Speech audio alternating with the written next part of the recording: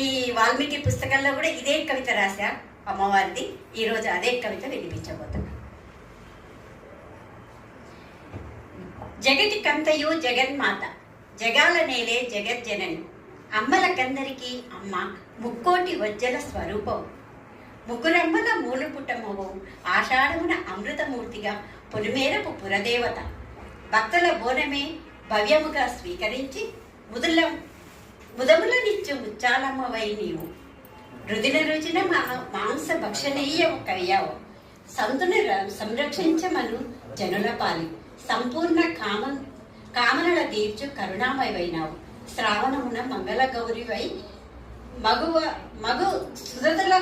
సుమంగళి స్వరూపమయ్యావు, ఆదిదేవుని అర్ధాన్యవై సగభాగపు సౌందర్యమై దాంపత్య బంధపు సుదర్శినివయ్యావు, శ్రావణమున వరముల వరలక్ష్మి పుణ్యస్త్రీల పూజలంది పడతుల పసుపు కుంకుమ స్వరూపమై పునీతుల గావించారు సరస్వతి స్వరూపాన, సర్వ విజ్ఞాన సవర ప్రదాతవై బాలల బడిబాటన భవ్య భారతిగా బాసరణ భద్రముగా కొలువయ్యావు, అందగా నీవుండగా ఇంకా భయమేల మాకు, బిడ్డలందరండగా అందరికీ అండదండగా, ఇక భయమేల మాకు అండదండగా, శ్రీదేవి రూపాన సిరులొలికించగా మా మనుగడన మాధవి ఎంతటి వారినైనా నీ చెంతన చేరాలి, త్రిమూర్తి రూపాన